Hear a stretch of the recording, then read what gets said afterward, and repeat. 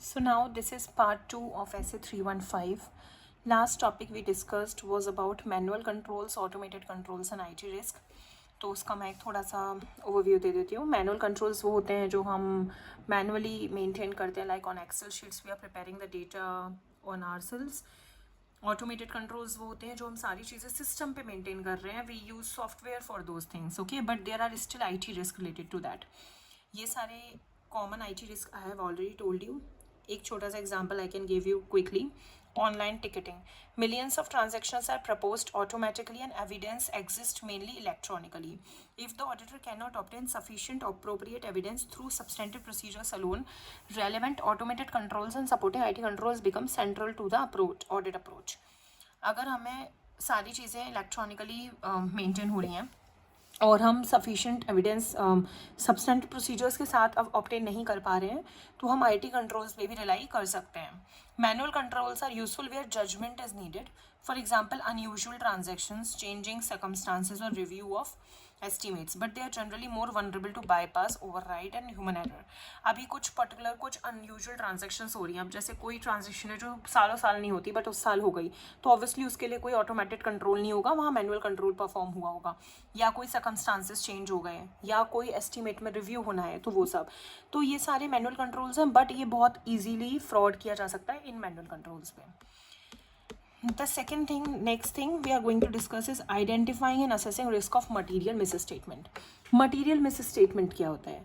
कोई भी गलती जो हमने फाइनेंशियल स्टेटमेंट्स में पकड़ी है, अगर वो मटेरियल है, हमारी मटीरियलिटी से ऊपर है, तो वो हमारे लिए मटीरियल मिसस्टेटमेंट होता है.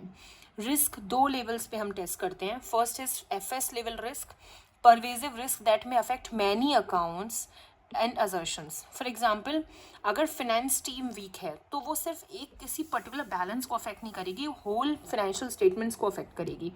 अगर मैनेजमेंट ओवरराइड कल्चर है, मैनेजमेंट बीच में इंटरफेयर करके चीज़ें चेंज कराता है, तो वो सिर्फ एक पर्टिकुलर बैलेंस को नहीं, वो पूरे फाइनेंशियल स्टेटमेंट्स को वीक करेगी.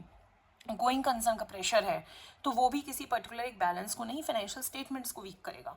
Now assertion level, suppose risk relating to specific classes of transactions और बैलेंसेस. अगर year end sales recorded before dispatch affect revenue occurrence और कट ऑफ, तो अगर ये प्रॉब्लम हो रही है तो it will only affect revenue. वो पूरे के पूरे FS पे नहीं कर रही है इम्पैक्ट, वो सिर्फ रेवेन्यू पे इम्पैक्ट कर रही है, राइट. नाउ 4 स्टेप इस risk logic is, first we have to identify risk, right, while understanding the entity and relevant controls. Then we have to assess it whether the risk is pervasive to financial statements as a whole, as in वो risk ऐसा है कि पूरे financial statement पे effect डाल रहा है या किसी पर्टिकुलर एक बैलेंस पे. Now we have to relate that risk to what can go wrong at assertion level, considering relevant controls the auditor intends to test. Next is consider likelihood and magnitude, including the possibility of multiple misstatements. Now we can take an example quickly about receivables. Companies customer base is shrinking. Customers जो हैं वो नीचे आ रहे हैं and customers are paying late. वो उनको जो कम customers हैं वो भी उनको late payment कर रहे हैं. नाउ इसमें बिजनेस रिस्क क्या हुआ, हो सकता है वो कैश जो कस्टमर्स है उनका लॉस हो रहा है तभी वो कम हो रहे हैं. कैश फ्लो का प्रेशर बढ़ेगा, जब वो लेट पेमेंट करेंगे तो हमें कैश फ्लो का प्रेशर भी बढ़ेगा. फाइनेंशियल रिपोर्टिंग रिस्क इसमें क्या होगा, रिसीवेबल्स ओवर स्टेट हो रहे हैं, ठीक है. असर्शन हम क्या चेक करेंगे, वैल्यूएशन. ऑडिट फोकस हमारा किस पे रहेगा, एजिंग पे, क्योंकि वो डेटर्स लेट पे कर रहे हैं तो पक्का एजिंग हो सकती है, मतलब एजिंग हमें चेक करनी पड़ेगी. ऐसा तो नहीं कि उन्होंने 100 करोड़ के डेटर्स दिखाए हुए हैं बस बट उसमें से 20 करोड़ की तो राइट ऑफ होना चाहिए. वो लेट पेमेंट्स हैं या वो स्टेल हो चुके हैं, वो हमें मिलेंगे ही नहीं. वो बैड डेट्स हमें प्रोविजन करना चाहिए था, वो नहीं किया. एक्चुअल में जो डेटर्स आने चाहिए वो तो 80 करोड़ आने चाहिए थे, बट वो 100 करोड़ आ रहे हैं. इस वजह से ओवर स्टेट भी हो सकते हैं. सब्सिक्वेंट रिसीट्स हमें चेक करनी पड़ेंगी. डिस्प्यूट्स हमें देखने पड़ेंगे, उनके बेसिस पे हम बैड डेट्स कैलकुलेट करेंगे. क्रेडिट रिस्क अजम्पशंस, हमारे जो कस्टमर्स हैं वो कितनी उनकी क्रेडिबिलिटी है. अलाउंस मेथोडोलॉजी, उनकी कोई अकाउंटिंग पॉलिसी वो फॉलो करते नहीं करते हैं, कि सपोज करो अगर 100 डेज़ का डिले है तो उसके लिए 5% है, 200 डेज़ का डिले है तो उसके लिए 10% है. तो ये हमारा पॉलिसी में आता है. डन.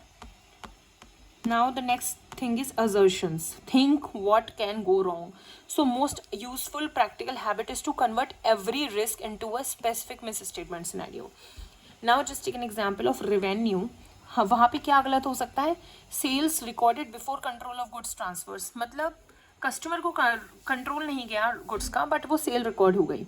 यहाँ पे कौन सी असर्शन है जो हम टेस्ट करेंगे, अकरेंस, कि एक्चुअली वो सेल अकर हुई।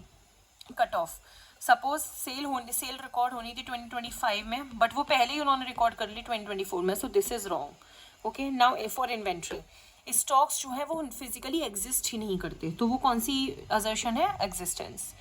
नेक्स्ट, इन्वेंट्री डैमेज्ड और स्टॉक ऑब्सोलीट स्टॉक अभी भी कैरिड अबव रिकवरेबल अमाउंट, मतलब जो डैमेज्ड स्टॉक हमारे इन्वेंट्री में पड़ा है वो 100 रुपये का बिकेगा बट हमने उसे 500 पे वैल्यू किया हुआ है, तो ये वैल्यूएशन असर्शन है जो गलत हो सकती है।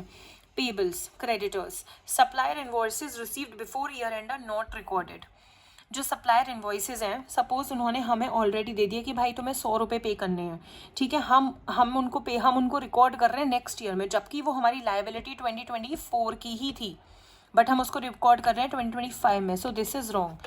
This is completeness issue, cut off issue. Cut off issue I told you already, completeness के हमें 100 रुपये के मेंटेन करने थे, हमने वो 100 रुपये के नहीं करके 80 रुपये के किए सपोज।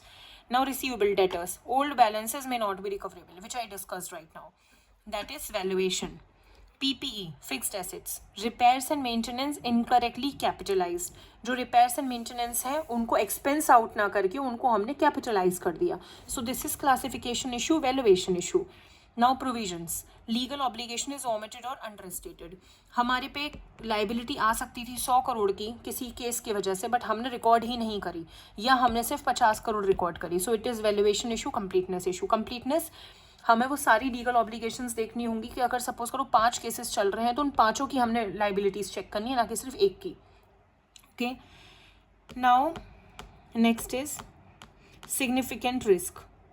सिग्निफिकेंट रिस्क क्या होते हैं, which I already told you, risk which are identified and assessed risk that in the auditor's judgment requires special audit consideration when deciding whether a risk is significant. Auditor considers the risk before the effect of related controls.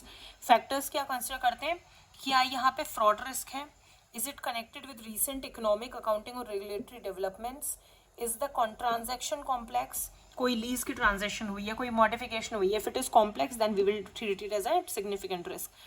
क्या कोई significant related transaction हुई है, related party transaction, is measurement highly subjective और uncertain, like उसमें बहुत ही अलग estimate लगाया गया है, is it a significant transaction outside the normal course, मतलब नॉर्मल कोर्स में जो ट्रांजैक्शन होती थी वो अलग होती थी और ये एकदम अलग ट्रांजैक्शन है, तो this will be significant sig risk.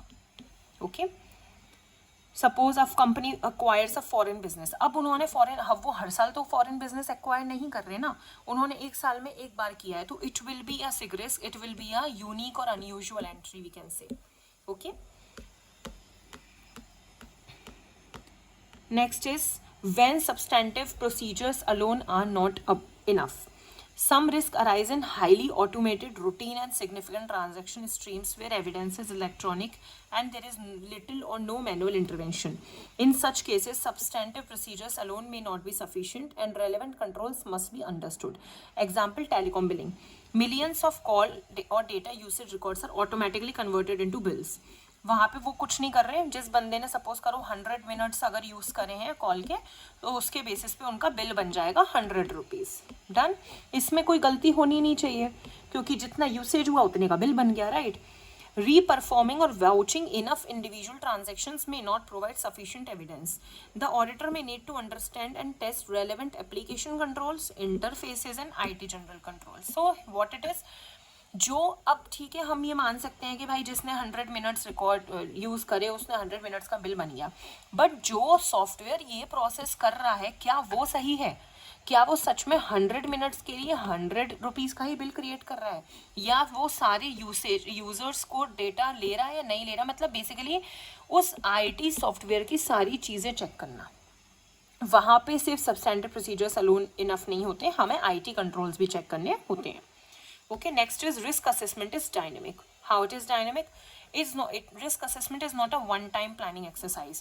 If later audit evidence contradicts the original assessment, the auditor revises the risk assessment modify.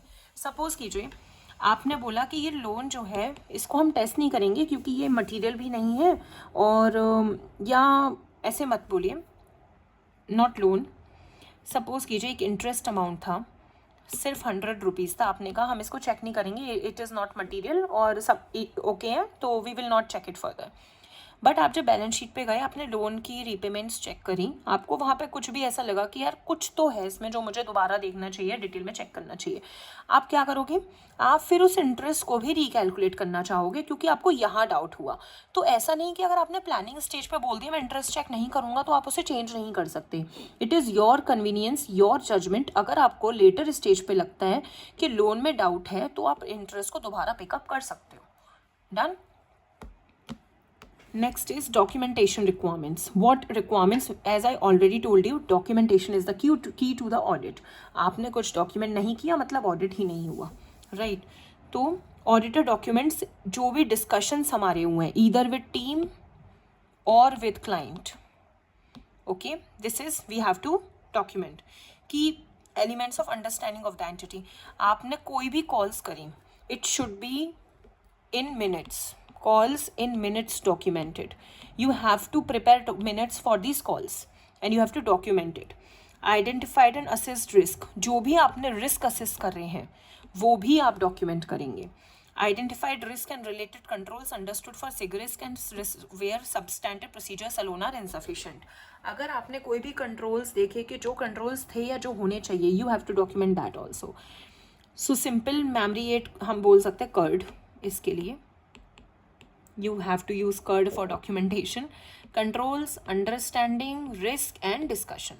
So CURD is the mnemonic here. Now complete practical case study. This I want to explain you so that एक practical case से आप जब समझोगे तो आपको ज़्यादा better concepts clear होंगे, okay?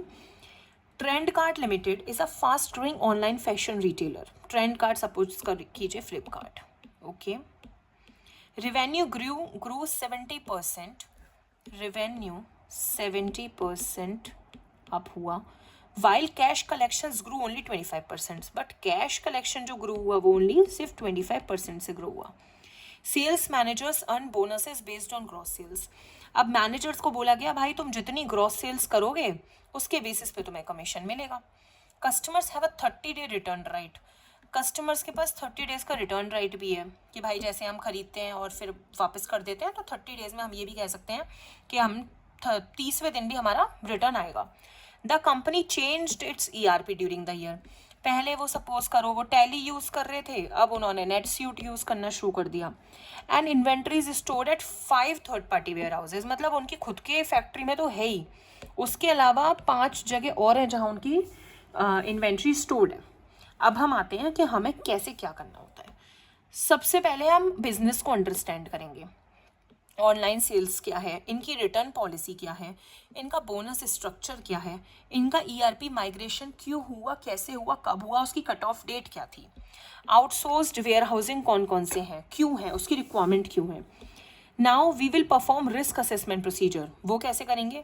हम finance team, sales team, IT team, warehouse team, उन सब की इंक्वायर करेंगे, उनसे क्वेश्चंस पुट अप करेंगे, उनके रिवेन्यू कंपेयर करेंगे, रिटर्न्स कंपेयर करेंगे, cash and customer matrix compare करेंगे, उनके कॉन्ट्रैक्ट्स चेक करेंगे, प्रोसेस फ्लोज, उन्होंने क्या कंट्रोल्स लिए हुए हैं वो चेक करेंगे, ERP माइग्रेशन की डॉक्यूमेंटेशन या कट ऑफ डेट से सब कुछ चेक करेंगे. हम कैसे आइडेंटिफाई करेंगे रिस्क? प्री मेच्योर रेवेन्यू और फिक्टिशियस रेवेन्यू तो नहीं है. सपोज करो उन्होंने 100 करोड़ का रेवेन्यू दिखाया बट 30 दिन का रिटर्न पॉलिसी होने की वजह से 20 करोड़ का तो रिटर्न ही आ गया, तो इफेक्टिवली तो वो 80 करोड़ होनी चाहिए थी, राइट? तो फिक्टिशियस रेवेन्यू तो नहीं है. या अनरिकॉर्डेड रिटर्न्स और रिफंड्स, कुछ ऐसे रिटर्न्स या रिफंड्स जो उन्होंने रिकॉर्ड ही नहीं किए. ERP इंटरफेस एरर्स, मतलब इस माइग्रेशन में फ्रॉम टैली टू नेटस्यूट कुछ एरर्स हो गई, बैलेंसेस अच्छे से कैरी फॉरवर्ड नहीं हुए या कुछ और हुआ. Inventory existence issues at third party locations. Third party locations पे सपोज करो उन्होंने 4 लोकेशंस हमें बताई हुई हैं बट एक्चुअल में 5 लोकेशंस हैं जहाँ पे उनकी इन्वेंट्री स्टोर है, या जो भी वैल्यूएशन उन्होंने ली हुई है उस इन्वेंट्री की वो सही है या नहीं. ठीक है. अब हम एजर्शंस लिंक कैसे करेंगे? ये जो रेवेन्यू इशू आ रहा था ये था अक्रेंस का, एक्चुअल में सेल हुई नहीं हुई, कट ऑफ सही टाइम पे. अभी मैंने अगर 2024 में रिकॉर्ड करना था और वो मैंने 2025 में रिकॉर्ड किया तो वो भी गलत है, that is cut off. Refund liability completeness, हमें अगर रिफ़ंड करना है 10 करोड़ का रिफ़ंड करना है तो वो लाइबिलिटी भी हमें अकाउंट फॉर करनी पड़ेगी, वैल्यूएशन लेनी पड़ेगी कि हमें 100 रुपये का रिफ़ंड करने हैं या 80 रुपये रिफ़ंड करने हैं, तो ये भी गलत नहीं होना चाहिए। इन्वेंट्री एग्जिस्टेंस के एक्चुअल में वहाँ अगर वो शो कर रहे हैं हमारी 100 करोड़ की इन्वेंट्री 5 वेयर हाउसेज में पड़ी हुई है, तो एक्चुअल में है भी कि नहीं या सिर्फ नंबर्स में है। या warehouse valuation, inventory existence and valuation, right, तो वो 100 करोड़ की है भी कि नहीं। Now understand relevant controls, dispatch to invoice interface, return authorisation, जो भी रिटर्न्स हो रही है वो अप्रूव हो रही है नहीं हो रही है, रिफंड प्रोसेस है कि नहीं, ईआरपी चेंज में कंट्रोल्स हुए कि नहीं, warehouse reconciliations time to time होते हैं नहीं, ये सारे कंट्रोल्स हैं जो हम समझेंगे। Now assess significance, bonus, pressure and unusual growth में इंक्रीज फ्रॉड रिस्क। अब ऑब्वियसली अगर आपने किसी को टारगेट दे दिया कि तुम्हें 100 सेल्स बढ़ाओगे तुम्हारा कमीशन बढ़ेगा, तो वो ट्राई करेगा कि मैं कोई भी सेल रिकॉर्ड कर लूँ, तो वो फ्रॉड रिस्क बढ़ाएगा, वो हमें चेक करना है। ईआरपी माइग्रेशन में create pervasive process level risk, अगर हमारे कुछ भी बैलेंसेस कैरी फॉरवर्ड होने से रह गए तो वो हमारे बैलेंसेस को रिस्क में डालेंगे, which will be process level risk. हम उनके लिए रिस्पॉन्स क्या डिज़ाइन करेंगे। Use the assessed risk to determine the nature, timing and extent. So NTE which is decided by auditor कि हमारा क्या नेचर ऑफ टेस्टिंग होगा, इंस्पेक्शन करेंगे या सब्सटैंटिव एनालिटिकल प्रोसीजर्स करेंगे, ऑब्जर्वेशन करेंगे, कन्फर्मेशन करेंगे, लाइक दैट। टाइमिंग क्या होगा, हम कितने सैम्पल्स लेंगे, हम ईयर एंड की चीज़ें चेक करेंगे या ड्यूरिंग द ईयर चीज़ें चेक करेंगे, वो सब। And extent, to what extent, कितना चेक करेंगे, 100% ऑफ द पॉपुलेशन चेक करना है, 80% चेक करना है, मटीरियलिटी बेसिस चेक करना है, वो सब, ठीक है। So it's just like that. Now rapid revision sheet, so it is for you, you can just go through with it and you can understand better, and I hope these notes will help you a lot. And if you want any personal mentorship on any particular topics, or if you want anything else related to your CA exams or in your career also, like after clearing the exams, if you have qualified chartered accountant and searching for the jobs and struggling with the interviews and all, you can please connect with me. Thank you.